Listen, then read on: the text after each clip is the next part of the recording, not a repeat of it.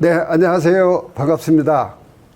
오늘은 보수교육 중에서 그동안에 여러 가지를 다뤘는데, 오늘은 필드 지도자들 분께서 골키퍼에 대해서 이해하는 부분이 좀 부족한 부분이 있는 것 같다, 이런 생각이 들어가지고, 훈련, 그리고 골키퍼를 어떻게 해줘야 되는지, 그 다음에,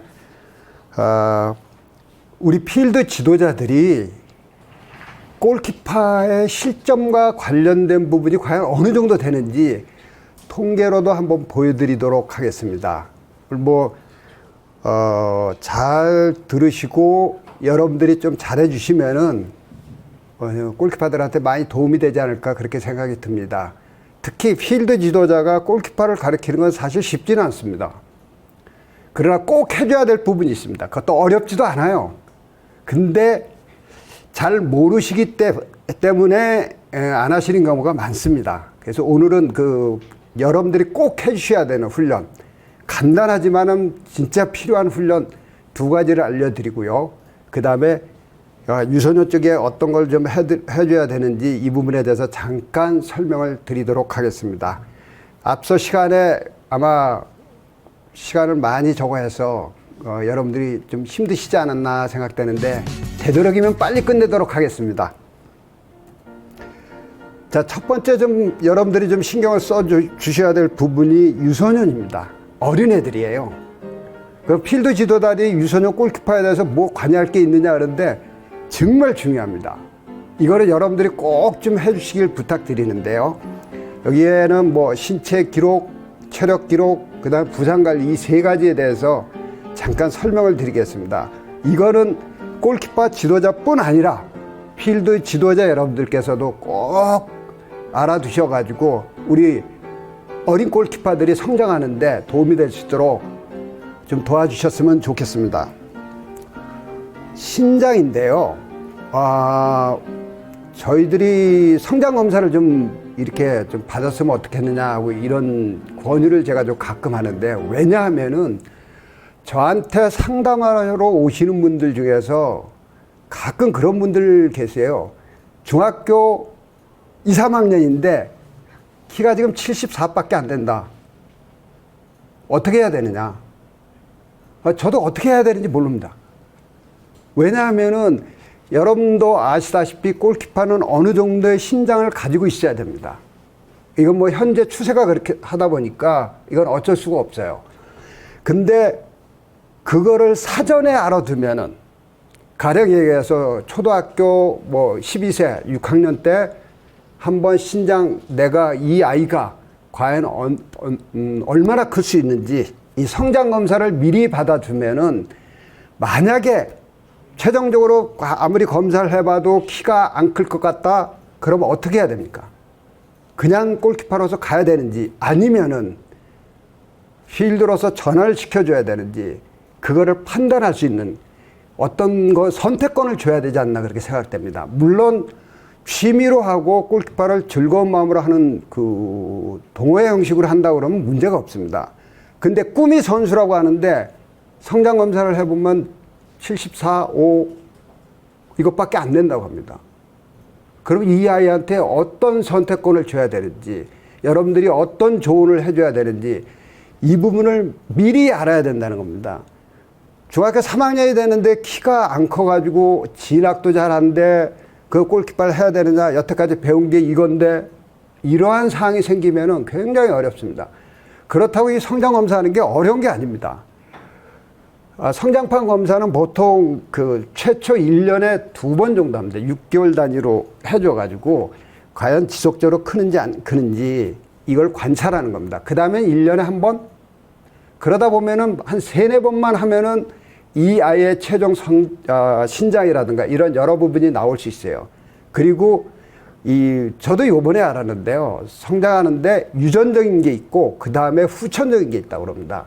그러니까 유전적으로 너는 키가 요것밖에 안 된다 딱 돼 있는데, 검사에 가면 후천적으로 잘 먹고 잘 자면 거기서부터 더 클 수 있다고 합니다. 그러니까 이런 걸 모든 걸 감안해서 이 아이의 최종 키가 어느 정도까지 된다. 그럼 골키퍼로서 갈 수 있다. 그럼 계속 해줘야 되고, 만약에 내 선수가 키가 안 큰다. 최종적으로 아무리 조사를 해보고 1년 검사해봤는데 또 해봤는데 도저히 안 된다. 그러면 이제 여러분들이 어떤 조언을 통해서 그 부모가 선택을 하든 선수가 선택하든 어떤 선택을 할 수 있는 기회를 줘야 된다는 겁니다. 그렇지 않고 그냥 놔둔다면 나중에 어떻게 되게 되냐 이거죠. 여러분들이 이거 한 번은 생각을 좀 해주시는 게 어떨까 하는 생각이 듭니다. 뭐 보통 우리 성장에 그러니까 선천적인 거는 딱 정해져 있다고 합니다. 근데 후천적으로 할 때는 뭐 10시 이전에 잠을 자고 그 8시간 이상 수면을 해야 되고 그 다음에 음식을 훈련량보다 더 섭취해야 되고 뭐 여러 가지가 있습니다. 이런 거는 여러분들이 얼마든지 찾아볼 수 있거든요. 가장 중요한 거는 아이의 장래를 조금만 수고해 주면은 충분히 여러분들도 미리 예방할 수 있다는 겁니다. 그래서 이 부분을 유소년 때 꼭 잊지 말고 여러분들이 꼭 체크를 좀 해주셨으면 하는 게 제 바람입니다. 두 번째는 이 체력 기록입니다. 뭐 체력은 뭐 골키퍼뿐만 아니라 필드도 똑같지만 골키퍼는 특히 이게 중요하거든요. 그래서 뭐 체력 검사하는데 점프력이 어느 정도 되고 순발력이 어느 정도 되고 악력이라고 그러죠. 손에 힘 주는 거. 이게 근력에 무지하게 체크하는 데 도움이 된다고 그러는데요. 이거 1년에 한 번 정도만 하면 됩니다. 그래서 올해, 내년에 과연 얼마만큼 성장을 했는지, 뭐 일단 키가 크고 연령이 높아지니까 성장하는 건 당연하지만 그 성장 외에 더 다른 애하고 비교했을 때 더 잘하는지 이런 거 정도를 판단할 수 있는 어떤 기록을 갖고 있다면은 단기간에 끝나는 일이 아니지 않습니까? 골키퍼라는 게 하루아침에 해서 끝나는 게 아니기 때문에 이런 기록을 차근차근히 갖고 있다 보면 어느 때 많이 올라갔고 어느 때는 조금 올라가고 다른 애하고 비교했을 때 얘가 좀 뛰어나다 아니면 좀 떨어진다. 그럼 떨어지면 어떻게 해야 되느냐? 이런 거를 여러분들이 세심하게 관찰해 주시고 기록해 주신다면은 선수의 성장에 굉장히 도움이 되지 않을까 그렇게 생각됩니다. 1년에 한 번 정도만 하면 돼요. 비용도 그렇게 비싸진 않습니다.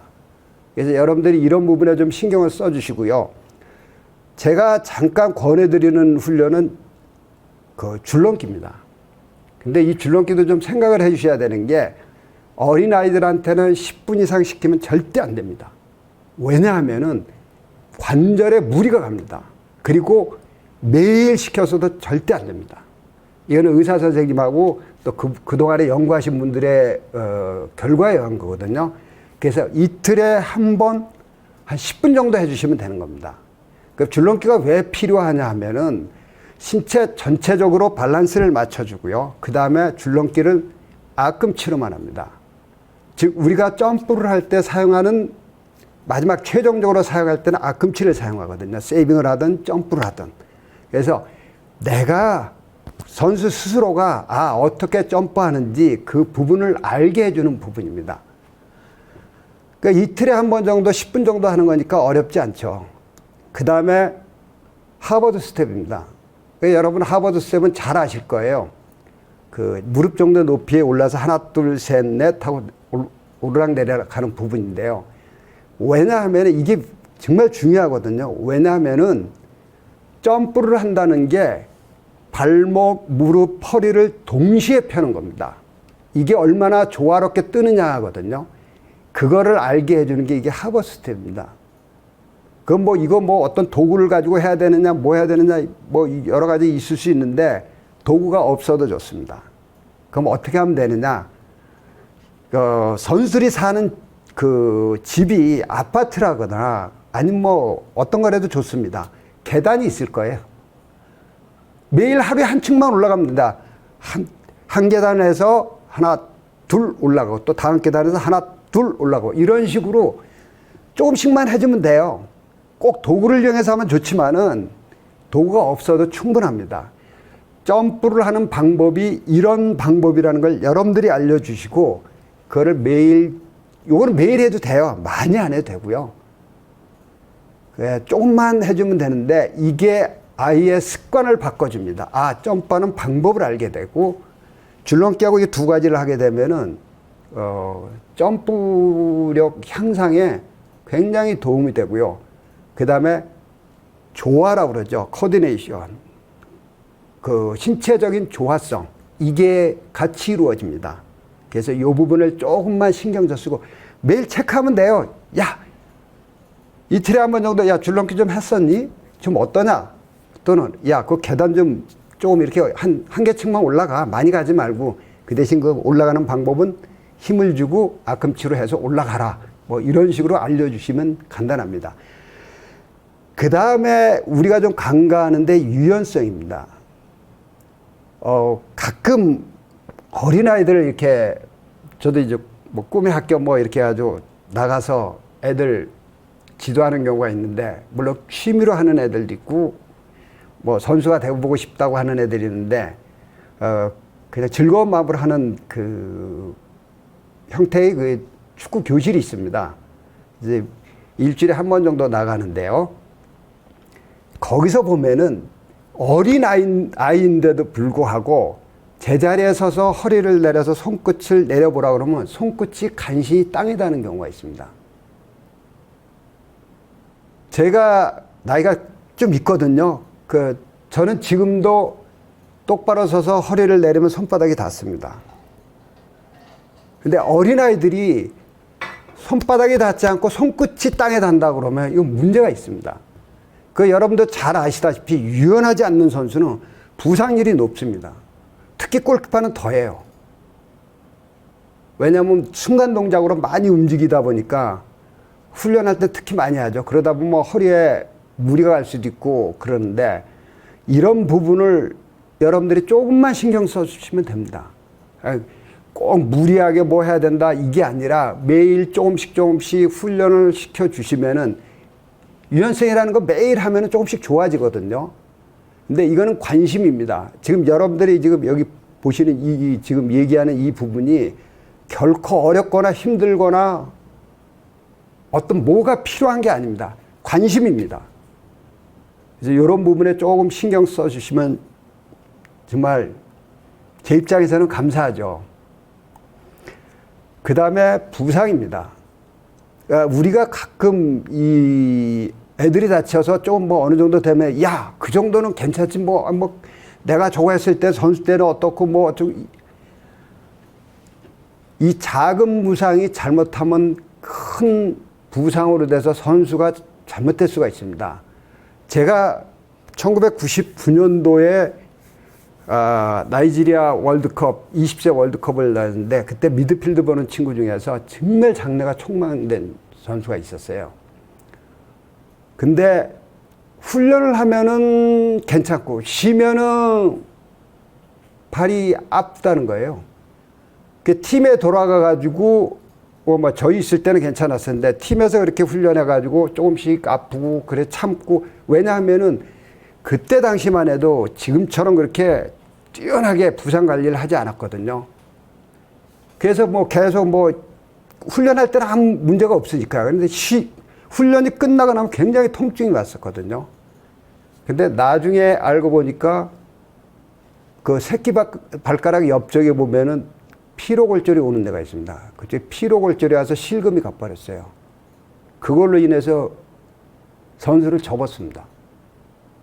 만약에 그 부상에 대해서 어느 정도 인식을 하고 있었고 관심을 가져가지고 했었다면은 조금만 쉬면 되거든요. 회복하면 되는데 그걸 그냥 무리하게 하다가 문제가 돼가지고 결국은 선수를 그만둬야 되는 이런 일이 있거든요. 그러니까 여러분들이 조금만 신경 써주시면 되고요. 특히 어린애들은 부상이 좀 작은 거라도 빨리 전문의하고 잠깐 상담하면 됩니다. 물론 여러분들 여기 응급처치하는 방법 여러분들은 많이 아실 거예요. 뭐 얼음을 해야 된다. 그 다음에 압박해야 된다. 그 다음에 꼭 싸매야 된다. 그 다음에 다리를 좀, 뭐 다리라면 다리, 심장 위보다 더 높게 해야 된다 등등. 여러분들 이건 잘 아실 거예요. 근데 우리가 하는 이 단순한 이걸로 끝내지 마시고 어느 정도 아프다, 부상이다 그러면 전문의한테 해주시면 됩니다. 뭐 이상 없으면 얼마나 좋아요. 그러다가 뭔가가 잘못된 걸 발견하게 돼가지고 치료를 하게 된다면 그 선수한테는 굉장히 도움이 되지 않나 생각돼요. 그 다음에 가끔 가다 보면 뭐 원치 않는 부상을 당하는 경우도 있습니다. 근데 이 부분이 부상이 돼서 치료가 어느 정도 됐는데 얼마 쉬지도 않고 바로 또 훈련을 해 들어가야 됩니다. 이런 경우가 많거든요. 근데 분명한 거는 부상이 어느 정도 생겼으면 꼭 재활 치료를 받아야 된다는 겁니다. 이거는요, 잊으면 안 됩니다. 왜냐하면 어떤 부상이라는 거는 그게 회복하는 기간이 있고 그 기간을 통해서 복귀가 되는데 이 기간을 짧게 하려고 하다 보면 잘못하면 문제가 많이 발생됩니다. 그래서 이런 부분에 조금만 신경 써주시고요. 그 다음에 한 가지 더 부탁드리고 싶은 거는 그 어린애들의 음식 관련 문제입니다. 어린애들은 편식, 그러니까 유소년 쪽에는 편식도 하지만은 문제는 아이가 어떤 음식에 알레르기도 있을 수 있습니다. 그래서 이런 기록이 잘 이루어진다면 여기 있는 모든 게 다 기록적으로 잘 돼서 상급학교 진학할 때 같이 올라간다 그러면 그거 보고 얘는 이랬었구나. 그리고 얘는 이런 음식을 싫어하는구나. 싫어하는 건지 아니면은 알레르기가 있는 건지 이걸 먹이면 안 되는 건지 이런 이력을 여러분들이 좀 알고 위에 만들어서 기록해서 올려준다면 위에서 또 관리하기도 좋잖아요. 그래서 이런 부분에 여러분들이 작은 관심을 가지고 해주시면 됩니다. 결코 어려운 일은 아닙니다.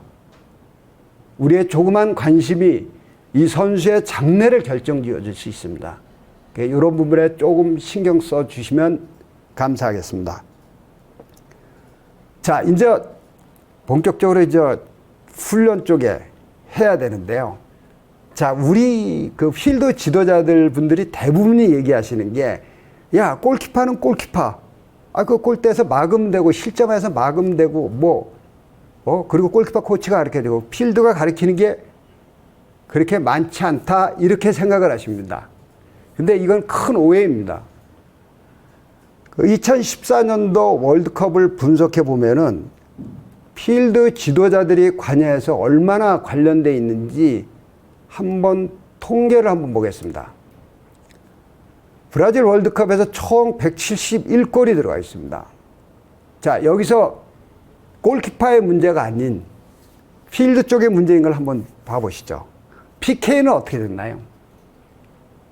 PK는 골키퍼가 물론 반칙을 해가지고 주는 경우도 있지만 대부분이 필드가 다 주죠. 12골입니다. 이거는 필드 선수들의 어떤 문제에 의해서 일어나는 일이 대부분이거든요. 자, 그 다음에 자책골입니다. 이게 5골이거든요. 그러니까 수비 선수가 몸에 맞고 들어가든지 아니면 걷어낸다는 게 안으로 들어간다든가 이래서 5골 정도가 됐고요. 그 다음에 1대1입니다. 이건 골키퍼가 원치 않는 일이죠. 18골 실점을 했는데요. 여기서 그러면 골키퍼가 그런 걸 막아야 되지 않느냐? 예, 막아야 됩니다. 최선을 다해서 막아야 되는데 세계적인 선수들도 이때 골키퍼가 막은 거 하면은 32개의 상황이 생겼어요. 그 중에 18골이 들어갔습니다. 무슨 얘기냐면 2골 중에 하나는 무조건 골이에요. 그러니까 2번의 1대1 상황이 생기면은 실점을 한다는 얘기죠. 여기서 보면 한 골이 더 되죠. 그러니까 이런 상황을 만드는 거는 골키퍼가 아닙니다. 수비수에 의해서 이루어지는 거거든요. 그거는 필드 지도자들이 해주셔야 되는 일 아닌가요? 자, 이렇게 해서 이렇게 들어간 게 35골입니다. 그럼 이건 일단 재놓죠, 크로스에서 쉬운 한 골이 들어갔습니다. 근데 여기서 중요한 거는 프리 헤더, 즉 얘기하면 공격수 혼자 헤딩을 해서 득점을 한 게 36골입니다. 자, 헤딩을 하는 위치를 한번 봅시다요. 대부분이 다 PTA 지역이고 대부분이 다 5, 6m 길어봐야 10m 안쪽입니다. 여기서 수비수 없이 공격수 혼자 헤딩을 해가지고 득점을 노리는데 골키퍼가 막기가 쉽지는 않죠. 자, 제가 뭐 협력 수비라는 거에 대해서 보수교육이라든가 아니면 B특강 뭐 이렇게 필드 코스에서 가서 강의를 하지만은 아직도 이런 부분에 대해서 잘 모르시는 분들도 계시고 또 실천을 알고도 실천을 좀 줄이시는 분도 안 하시는 분도 좀 있는 것 같아요. 근데 사실은 굉장히 중요합니다. 잠깐의 훈련으로 제가 보통 얘기할 때 일주일에 한 번만 해달라고 하거든요. 그래서 수비와 골키퍼, 그래서 골키퍼 크로스 올라오기 전에 골키퍼가 해야 될 일, 그리고 그걸 통해서 수비수가 해야 될 일, 이게 잘 이루어진다면은 36골이란 골 중에서 절반 이상은 실점을 하지 않을 수 있습니다. 또 설사 후리가 아니더라도 어떤 결과가 나오냐면은 헤딩을 하는데 뒤에 있는 사람의 신장과 어떤 행동을 전혀 관찰하지 못하다 보니까 내 그 높이와 내 상황에 맞게 헤딩을 하려고 해요. 근데 만약에 저 같은 사람이 헤딩을 하려고, 볼이 오니까 헤딩을 하려고 합니다. 그럼 제 키에 맞게 헤딩을 해요. 근데 나보다 훨씬 큰 사람이 내 뒤에 있다고 가정했을 때 내가 맞히는 타점하고 이 사람의 타점은 틀립니다. 그러니까 저는 뜨기도 전에 이 사람이 와서 헤딩을 할 수밖에 없어요. 근데 만약에 내가 뒤에 있는 사람이 나보다 훨씬 큰 사람이 있다. 그 사람하고 경쟁이 붙다. 내 마크맨이다. 그러면 어떻게 해요? 정상적으로 뜨면은 헤딩을 제가 이길 수가 없죠. 이런 경우에는 다른 방법을 통해서 상대 헤딩을 제대로 못하게 한다든가 뭐 여러 가지 방법을 통해서 실점을 줄일 수 있게 상대 헤딩을 제대로 못하게 해서 우리 골키퍼가 쉽게 처리할 수 있도록 그렇게 만드는 이런 훈련을 좀 해달라는 겁니다. 그 다음에 협력 수비인데요. 29골입니다. 자, 이 골이 어떤 유형이냐면 수비 다리 사이로 빠져서 아웃골. 그 다음에 수비가 상대하고 일자로 서가지고 슈팅, 볼, 수비, 골키퍼. 일자가 되는 바람에 골키퍼가 볼을 보지 못해서 실점을 한 게 16골입니다. 이거는 골키퍼가 처리하기가 굉장히, 볼이 안 보이는데요. 다리 사이로 빠지는데 그거를 나중에 반응이 늦을 수밖에 없어요. 수비가 있는데 그 사이로 빠지니까 수비 지날 때까지는 볼이 안 보입니다. 그러다 보니까 반응이 늦어서 쉽게 처리할 수 있는 거리인데도 불구하고 실점을 하는 경우가 있고요. 그 다음에 볼이 아예 처음부터 안 보여요. 슈팅을 때린 순간에 수비가 딱 가려버리기 때문에 골키퍼가 막지를 못해요. 이런 경우가 생기거든요. 자, 우리가 이런 걸 방지하기 위해서 일주일에 한 번 정도는 골키퍼, 수비 같이 훈련을 해주면은 이런 사항을 어떻게 줄일 수 있는지 이 방법은 제가 여러 번 알려드렸습니다. 조금만 신경 써주시면 될 것 같습니다. 이렇게 되면은 이게 지금 두 개 합치면 80골이에요. 그럼 이 세 개 합쳐봅시다요. 퍼센티지로 여러분들이, 필드 지도자 여러분들이 관여할 수 있는 부분이 훨씬 많아요. 골키퍼의 특별한 기술은 골키퍼 지도자가 해야 되는 게 맞습니다. 그러나 이런 거는 필드 지도자 여러분들이 얼마든지 해줄 수 있는 겁니다. 다만 이거를 얼마나 좀 신경을 쓰고 해주느냐, 여기에 관심을 가져준다, 이 차이일 뿐이에요. 이런 부분에 여러분들이 이번 기회에 다시 한번 제가 말씀을 드리는데 일주일에 한 번 정도는 자, 수비, 골키퍼 훈련해요. 크로싱 훈련 하잖아요. 슈팅 훈련, 1대1 훈련 하잖아요. 그럴 때 수비가 어떻게 해야 되고 골키퍼는 어떻게 해야 되고 이런 부분에 서로 얘기하고 하다 보면은 실점률을 확 줄일 수 있습니다. 여기 나와 있는 거예요. 이게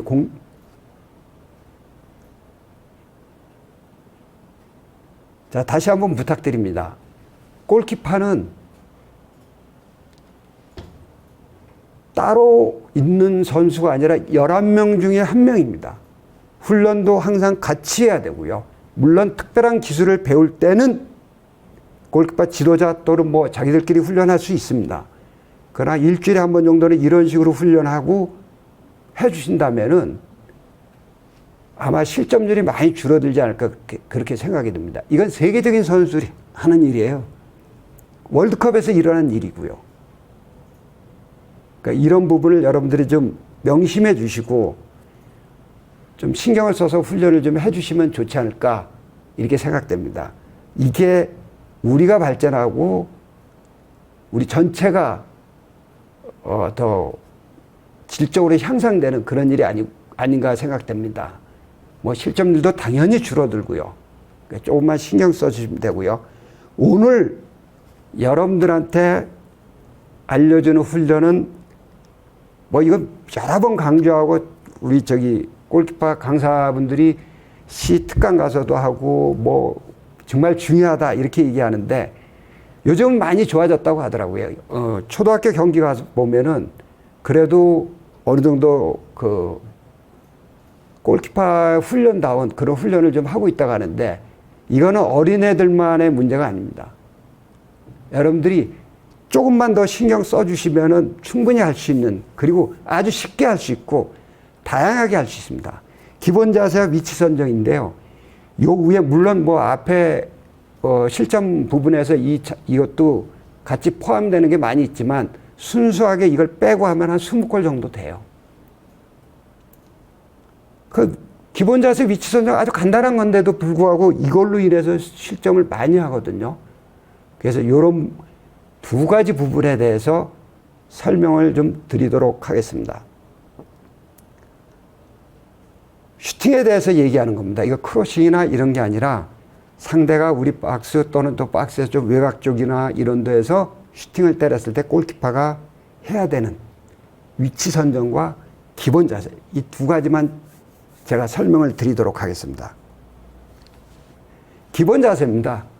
이건 뭐 여러분들이 많이 보셨고 또 얘기도 많이 들으셨을 거예요.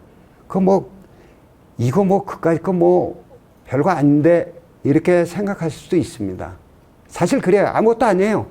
지금 말씀 뭐 무릎이 어깨 넓이로 해야 된다. 뭐 상체 하태는 평행선이 된다. 뭐 이렇게 많이 써놨는데 보면 그림처럼 이 사진처럼 보면 그냥 균형 잡히고 좀 괜찮다.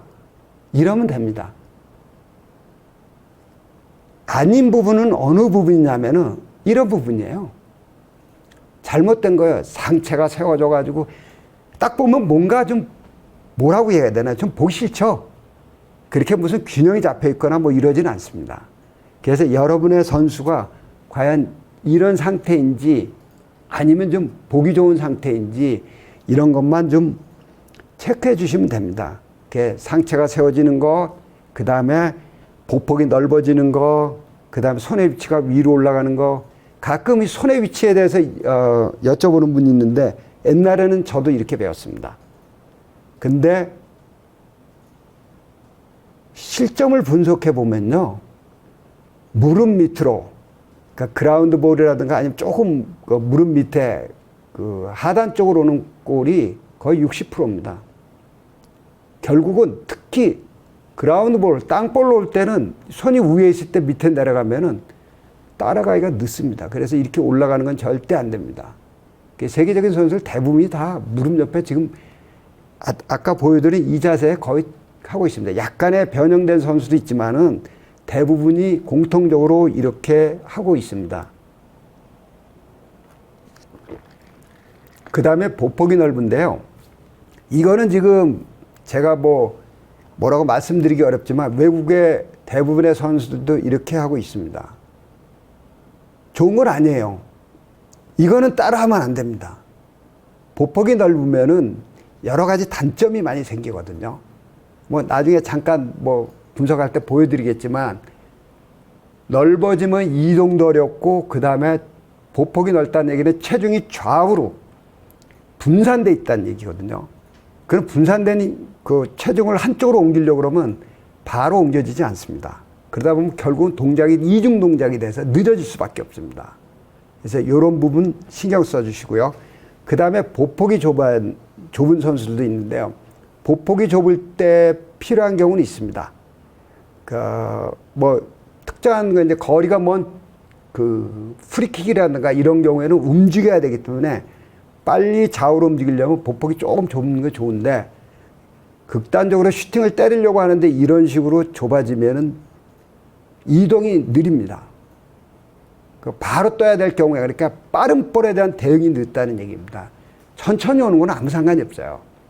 그래서 이런 부분을 여러분들이 좀 체크를 해보시고, 그 다음에 여기 그림에는 안 나와 있지만은 허리를 과도하게 숙이는 친구들도 가끔 있어요. 예, 이런 거는 뭐 땅으로 오는 건 좀 빨리 할 수 있을지 모르지만 위로 가는 건 절대 못 갑니다. 그래서 이런 부분 좀 체크해 주시고요. 그 다음에 야, 순발력이 빨라야 되고 빨리 움직여야 되니까 뒤꿈치를 들어야 된다. 네, 빨리 움직이려면 맞습니다. 근데 육상 선수한테만 맞습니다. 골키퍼가 앞으로만 가는 게 아니라 좌우로도 이동해야 됩니다. 그럼 체중이 앞으로 가 있으면 좌우로 이동이 늦을 수밖에 없습니다.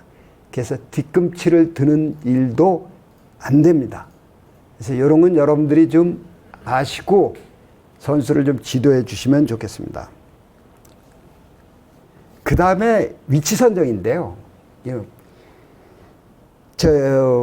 여러분들이, 저도 여기를 여기를 찾아올 때는 어떤 기준을 갖고 찾아옵니다. 그래서 뭐 어디로 와서 조금 돌아서 오면은 이렇게 된다. 그래서 알려주면은 거기에 맞춰서 따라오면 됩니다. 그게 어디를 가든지 알려주는 뭐라고 할까요? 이정표라고 얘기해야 되나요? 그리고 요즘 뭐 내비게이션이 있기 때문에 뭐 큰 문제는 없지만, 어디를 가려고 그러면 만약에 뭐 옛날 같으면은 전화해서 야, 어디로 가야 되냐? 어디서 내려서 버스 내려서 그냥 앞쪽으로 쭉 몇 메다 와서, 그럼 뭐 슈퍼가 있고 슈퍼를 끼고 돌아와서 뭐 어디로 가다 보면 골목길 뭐라고 그래야 되나, 커피숍하고 뭐 이렇게 식당이 있는데 그리 들어오면 된다. 거기서 한 10m만 들어오면 된다. 이렇게 기준을 알려줘야만이 따라옵니다. 만약에 야, 어디로 와? 어떻게 찾아가요? 못 찾아갑니다. 그리고 이 훈련이라는 이 위치 선정에 대한 기준점을 가지고 훈련을 하다 보면 어떤 경우가 생기냐면, 쉽게 얘기하면 습관이 들면은 이거 안 보고도 그냥 알 수 있습니다. 자, 이해하기 쉽게 설명드리겠습니다. 자, 여러분들이 어느 뭐 시골에 뭐 어떤 좀 사람들도 그렇게 많지 않고 뭐 이런 데 사신다고 가정했는데, 어느 날 집에 가려고 하는데 비가 쏟아지고 뭐 이슬비 좀 오면서 안개가 껴가지고 한 치 앞을 보기가 어렵습니다. 근데 여러분들은 집은 잘 찾아가요. 특히 요즘은 그런 일이 없지만, 옛날에는 이 약주 드시고 뭐 부모님 세대 약주 드시고 이게 집에 오셨는데 뭐라고 얘기하냐면은, 야, 근데 내가 어떻게 집에 왔냐? 라고 하시는 경우가 많습니다. 근데 어떻게 찾아오실까요? 그거는 내가 평소에 다니던 길에 대한 어떤 기준을 다 갖고 계십니다. 요 뭐 다리 건너서 뭐 왼쪽으로 그때 뭐 왼쪽으로 하면 뭐가 있고 뭐 이게 내가 계산하지 않아도 내 몸이 기억을 하고 있습니다. 그렇기 때문에 아무리 약주를 많이 하셨어도 집은 잘 찾아오십니다. 마찬가지입니다. 골키퍼도. 골키퍼는 항상 앞을 보고 경기를 해야 돼요. 물론 뭐 가끔 거리가 좀 시간이 있을 때 뒤를 볼 수 있지만은 대부분이 슈팅을 때리려는 한 순간에 볼이 이동되면 앞만 봐야 됩니다. 뒤를 볼 수 없어요. 근데 다행스럽게도 세계 어디나 가나 똑같은 규격에 변하지 않는 게 있습니다. 그게 골 에리아, 페널티 에리아, 그 다음에 아크, PK 지점입니다. 우리 동네는 뭐, 야, 우리 골키퍼 좀 잘 나가니까 뭐 16.5m가 아니라 한 18m. 이게 아니라 16.5m, 5.5m 이게 다 똑같습니다. 우리 애들 PK 못 쏘니까 야, 11m 아니라 8m. 이게 아니라 11m 똑같습니다. 그 변하지 않는 걸 보고 내 위치를 확인하는 겁니다.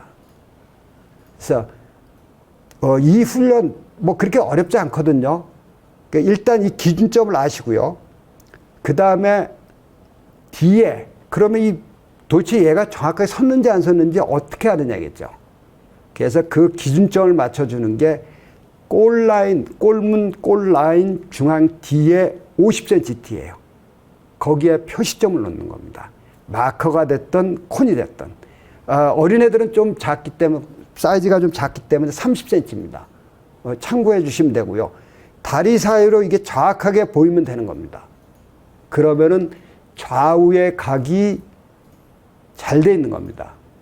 이게 기본적으로 잘 돼 있어야지 나중에 응용편에 가서 협력 수비할 때 정확한 위치를 쓴 다음에 다음 걸 할 수 있어야 되잖아요.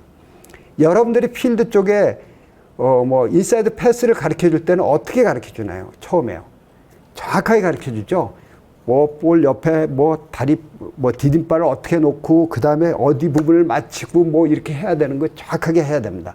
그게 잘 되는 선수여야지 다음에 응용이 가능하죠. 이쪽 쳐다보면서 반대로도 찰 수 있고. 그거는 응용이죠. 그래서 일단 기본이 잘 돼야 된다는 거는 여러분들이 저보다 훨씬 잘 아실 겁니다. 이렇게 다리 사이로 보이면 되고요. 그 다음에 그러면 좌우는 되는데 앞뒤는 어떻게 하느냐. 좌우는 이렇게 해야 된다라고 정의를 내릴 수 있습니다. 그러나 앞뒤는 좀 틀립니다.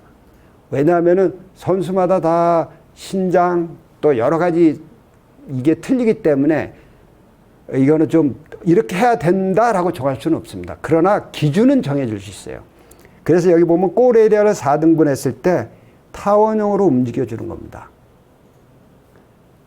자, 이런 식으로 해주고 그 다음에 여기서 하다가 나는 좀 키가 크고 뭐 아니면 순발력이 좀 있으니까 좀 뒤에서 한다든가 앞에 한다든가 뭐 이게 나올 수 있습니다. 그러니까 처음 시작에 기준점을 알려주는 건지 이거는 여기서 해야 된다라고 하는 건 아닙니다. 참고로 다른 선수들의 한번 세계적인 선수들의 그 위치를 한번 보시죠. 이게 노이어입니다.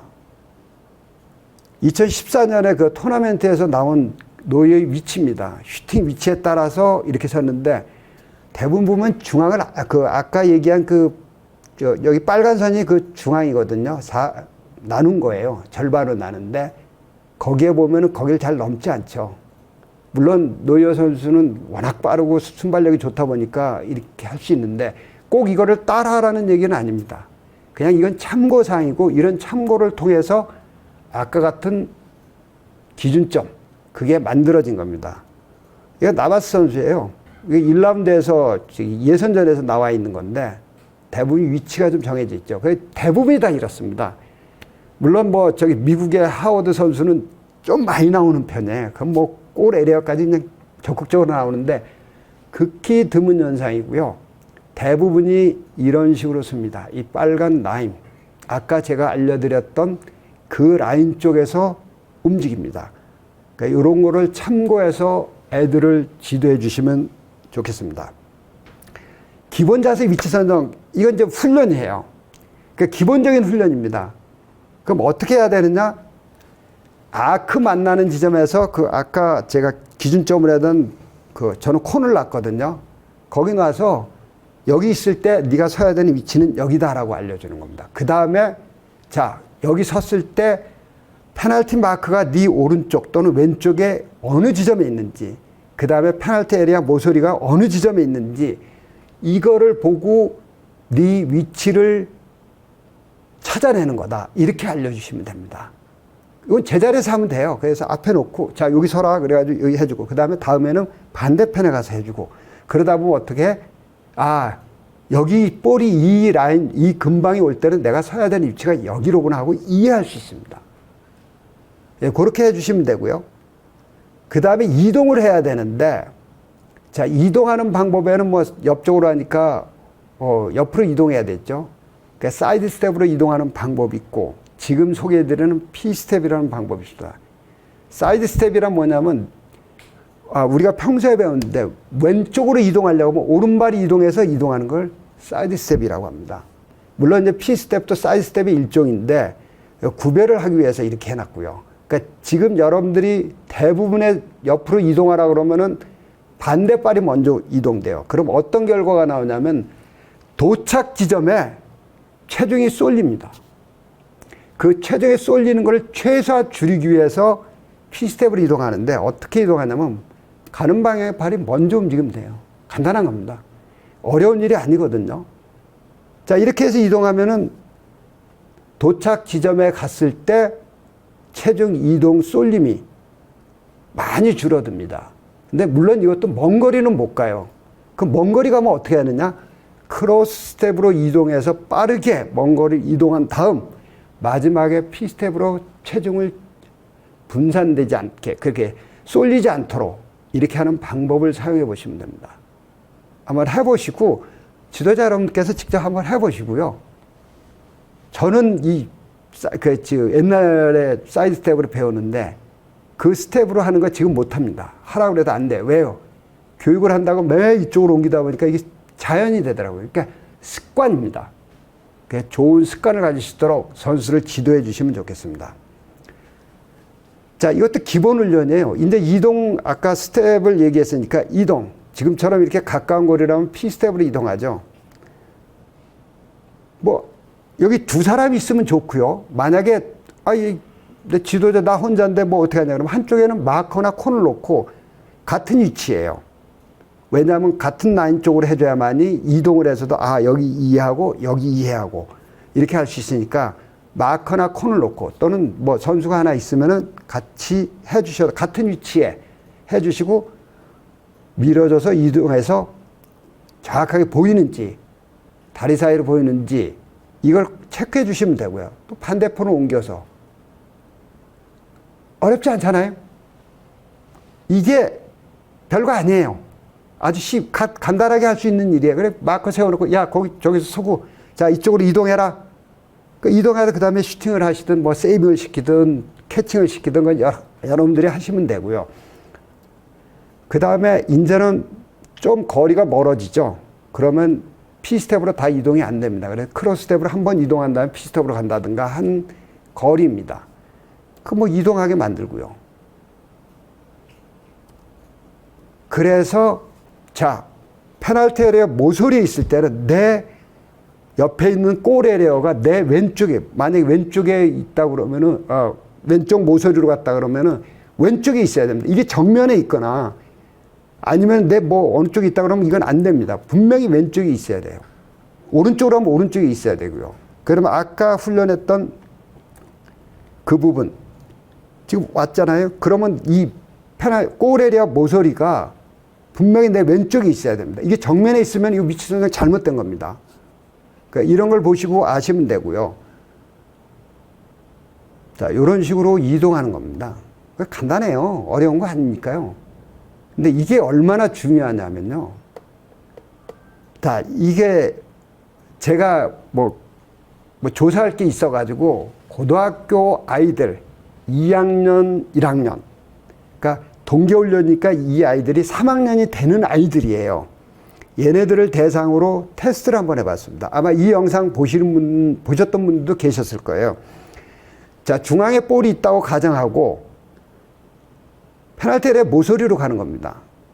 그 다음에 이 볼이 다시 아크 만나는 지점으로 왔을 때 과연 위치를 얼마나 잘 쓰느냐, 이거에 대한 테스트입니다.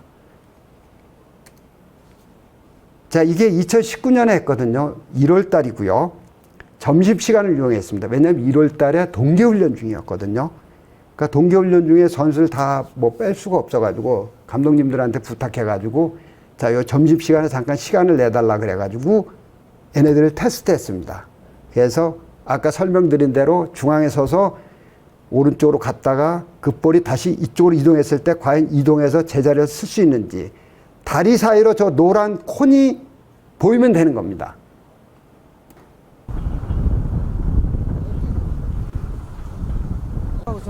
네, 여기 일직선. 지금처럼 보여야 되거든요. 야, 이렇게 야!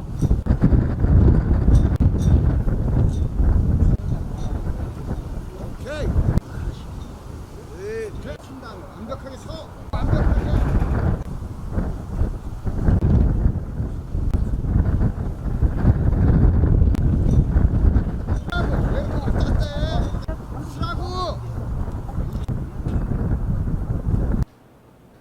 자, 어떠세요?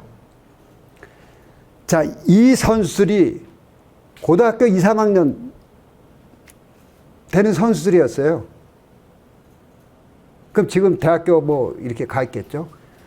그러면은 지금 이 위치에서 슈팅을 때리려고 할 때 얘네들이 쓰는 위치에 서 있다고 가정했을 때 여기 보면은 몇 명 다리 사이로 보이는 애들 정면 잘 쓴 애들도 있지만은 다리 사이에 뭐 걸친 아이 정도 이 정도까지도 괜찮은데 전혀 엉뚱한 데 있는 선수는 한쪽 각이 열려 있다는 얘기거든요. 그럼 어때요? 쉽게 실점하죠? 그래서 이 아이들을 30분 동안 교육을 했습니다. 훈련을 좀 시켜줬어요. 그래서 야, 위치 왔을 때 중앙을 이동할 때 이 페널티 마크 이걸 보고 어느 정도 떨어져 있는지 생각을 해보고 해라 그래가지고 훈련을 좀 한 30분 정도 시켜줬습니다. 왜? 많은 시간을 주어지지 않았기 때문에요. 근데 이 글을 논문을 쓰려면은 이게 정확하게 돼야 돼. 이제 하루 뒤에 기억을 하고 있는지 없는지에 대해서 알아야 되거든요. 그래서 보면 날짜가 하루 지났습니다.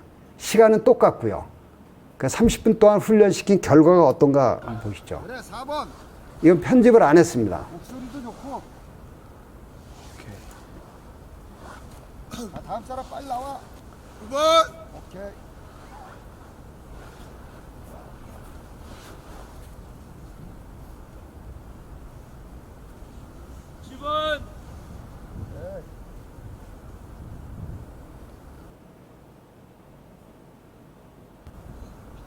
와.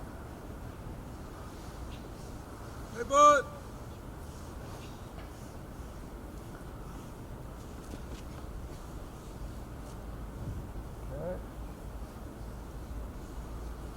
번.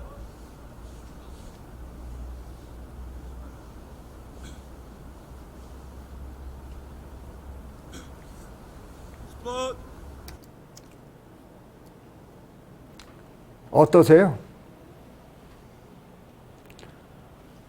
이게 아이들이 이거를 기억하는 이유는 간단합니다. 포인트 변하지 않는 게 있거든요. 거기에 보고 아, 요 정도였구나 라고 자기 스스로 생각을 합니다. 아주 엉뚱하게 쓰는 선수는 없죠. 제가 30분 했으니까요. 여러분들은 1시간만 하면 됩니다. 일주일에 한 번 하셨다가 한 달에 한 번 하셔도 돼요. 안 잊어먹습니다. 그리고 여러분들이 얘기할 수 있죠. 야, 볼이 여기 있을 때 어디 서야 되지? 야, 뭘 보고 쓰는 거지? 다시 기억나게 해주면 됩니다. 뭐 이게 어려워서 도저히 안 된다, 못한다, 이건 아니죠. 예, 간단하게 해주시면 되고요. 실제로 넓이와 이런 걸 계산하면 슈팅 위치가 여기거든요. 뭐 100% 여기 딱 맞아서 뭐 그건 아니고요. 뭐 라인 뭐 여러 가지 계산하면 한 요 정도 됩니다. 페널티 에리아 라인 같은 쪽에 그다음에 이게 중간 정도 해가지고 이렇게 나와 있는데 골키퍼가 막을 수 있는 그러니까 만약 이 슈팅하는 공격수가 골을 넣으려면 저 3m, 3.5m 안쪽에 놓아야만이 득점이 됩니다. 일직선으로 갔을 때 얘기예요. 만약에 여기서 왼발로 차서 한다 그러면 조금 상황은 달라지지만 지금 오른발로 찼고 일직선으로 갔기 때문에 이 폭이면 됩니다. 그럼 자, 이걸 나눠보겠습니다. 그러니까 한쪽에 1.75예요. 그러면 여기서 나누기 전에 일단 골키퍼가 양 다리를 어깨 넓이로 하고 하면은 최소한 50cm에서 60cm 넓이가 됩니다. 그럼 여기서 빼야죠. 50cm 뺍시다. 그럼 3m예요. 그럼 1.5m 한쪽이 1.5m예요. 그럼 1.5m에서 볼 크기가 있잖아요. 22cm요. 그 1.3이에요. 즉 서가지고 손만 뻗어도 걸리는 거리인데 멋지게 넘어져도 실점을 합니다. 이게 왜 그럴까요? 위치와 자세가 안 돼서 그렇습니다. 우리가 뭐 외국의 훌륭한 선수들 뭐 이게 잘 돼 있을 거다 뭐 근데 그렇지도 않습니다. 계산해 보면 이렇게 나오거든요. 결국은 어떻게 돼요? 이래서 실점을 하게 된 겁니다. 그러면 여러분들이 필드 지도자이신 여러분들이 이 위치에 놓고 골키퍼 세워놓고 슈팅을 한번 때려보세요. 일직선상으로. 그럼 과연 몇 골이나 넣을 수 있을 것 같아요? 10번 차면요. 이게 쉽지 않습니다. 뭐 초등학생이란 모르지만 중학교 3학년 이상 되면은 아마 골 넣기 쉽지 않을 겁니다.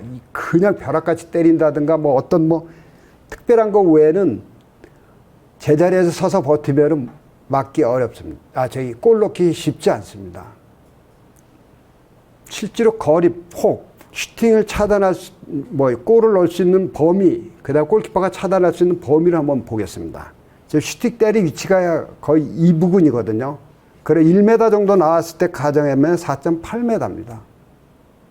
아까처럼 얘기해서 뭐 50cm 빼고 그다음에 공의 넓이 빼고 그러면은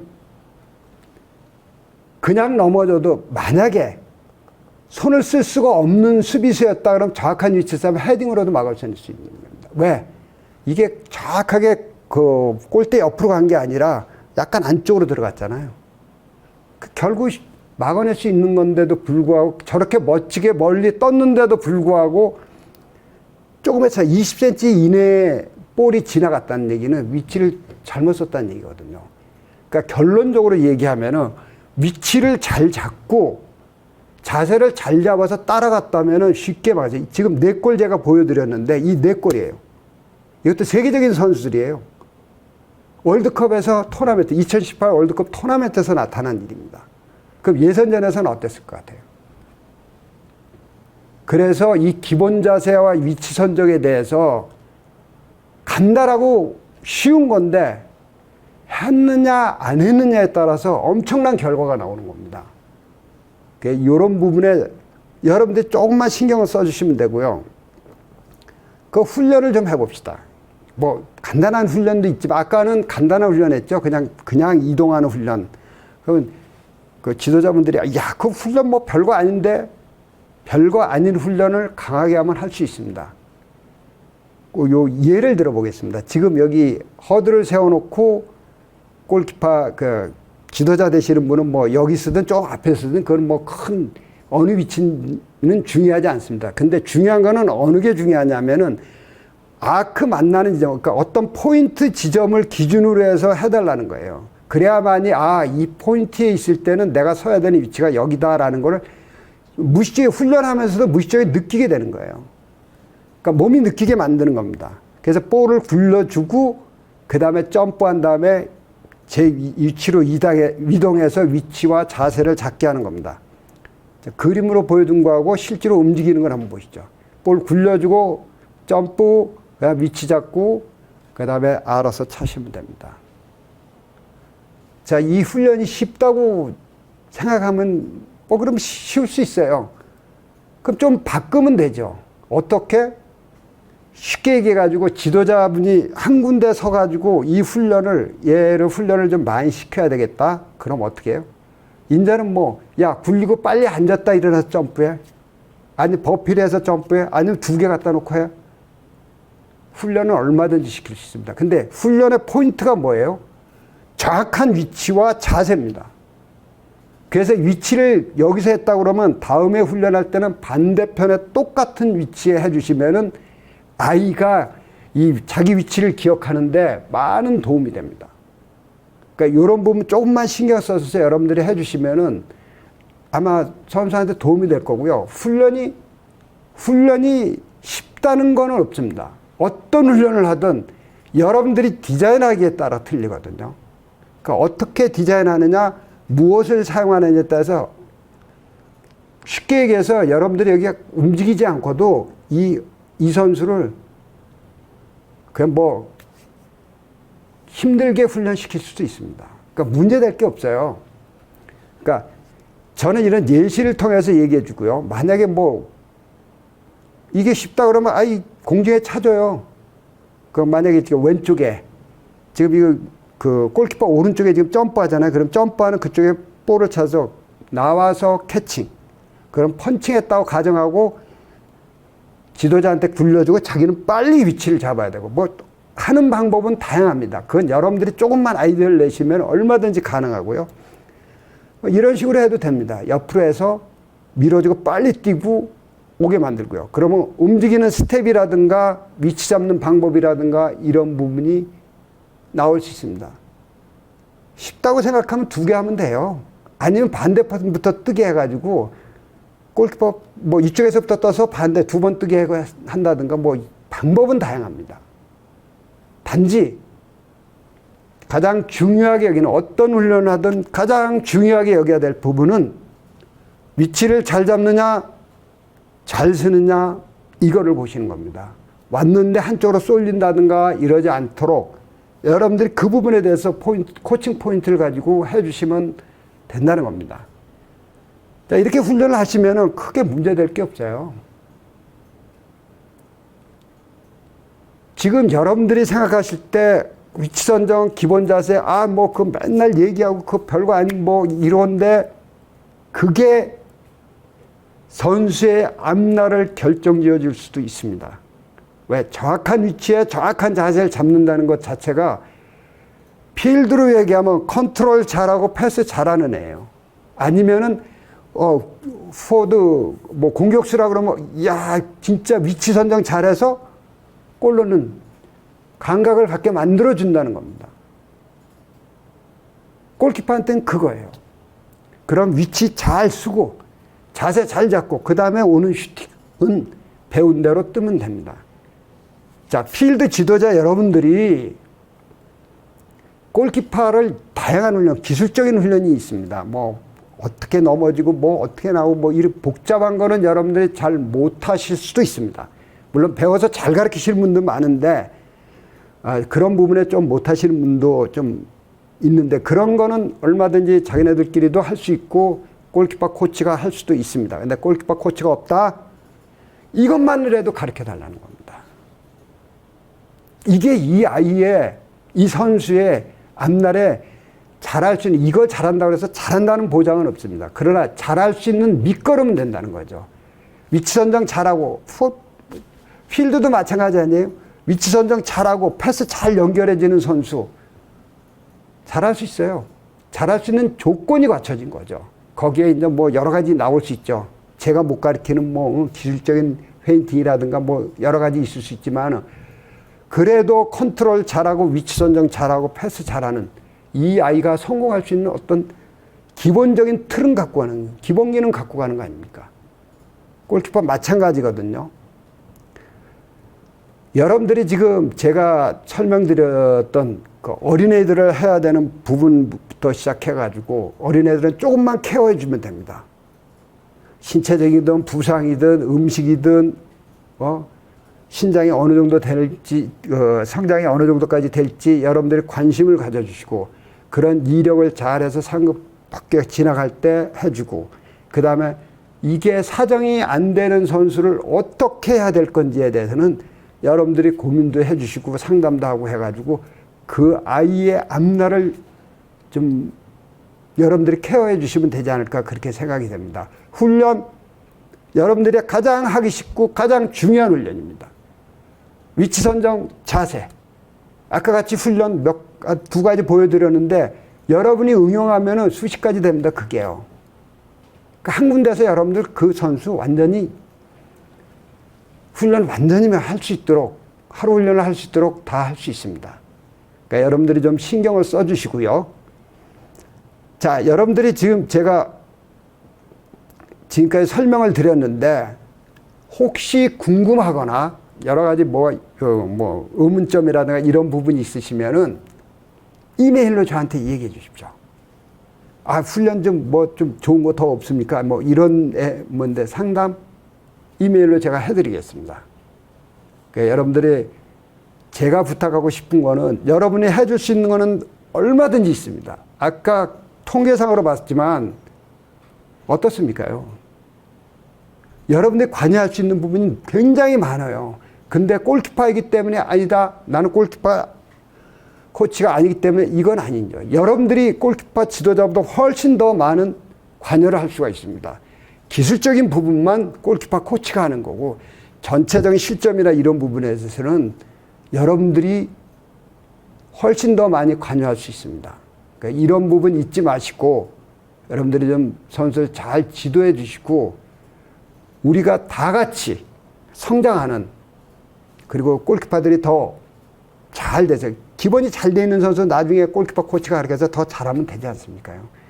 여러분들이 조금만 더 신경 써주시고 앞으로도 이런 부분의 훈련, 간단한 훈련을 여러분들이 해줄 수 있다는 거 여러분들이 아시고 좀 해주시면 좋겠습니다. 앞에 분이 많이 해서 저는 조금 하도록 하겠습니다. 어쨌든 이렇게 경청해 주셔서 감사하고요.